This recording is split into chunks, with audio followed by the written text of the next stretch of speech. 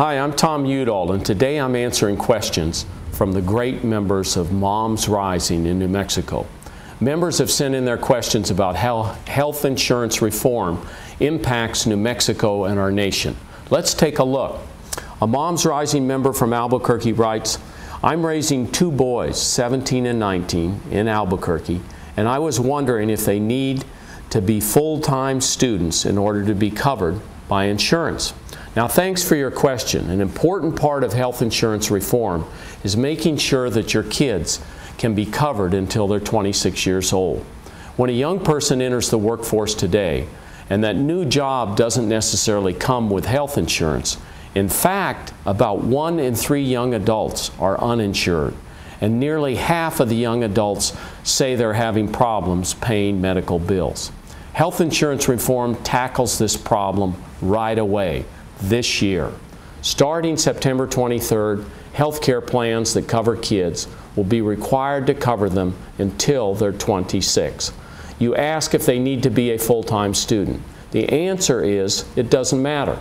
Whether your kids are in school or not, they will be able to stay on your insurance. Both married and unmarried children also qualify for this coverage.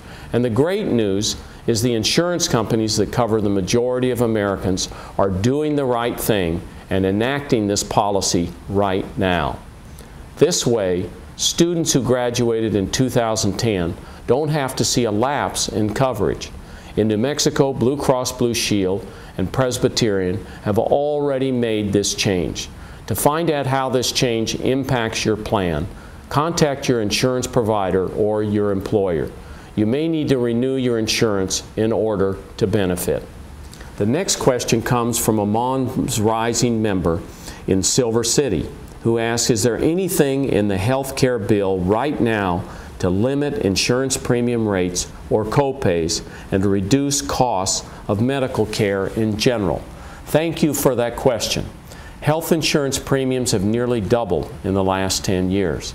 And that has forced more and more Americans to make difficult choices between their health care and the rest of the family budget. A crucial part of health insurance reform is putting mechanisms in place to address skyrocketing premiums and health care costs. First, it increases regulation and oversight to keep the insurance industry honest. For new plans, out-of-pocket expenses will be capped, and you'll no longer face annual or lifetime limits to benefits. Some preventative services like screening for depression or childhood obesity and recommended vaccines will have no copay at all. Insurance companies will have to report how they spend every dollar they take in premiums. If too much is going to corporate profits or administrative expenses, you'll get money back. We're helping states to better review health insurance premiums and stop arbitrary rate hikes. And starting this year, new health plans must have a clear and effective process for policyholders to appeal coverage determinations and claims.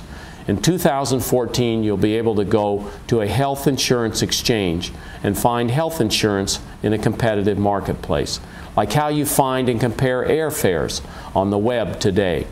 This puts power in the hands of consumers instead of insurance companies.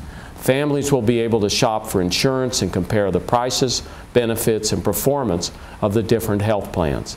It will be simple, easy, and done online.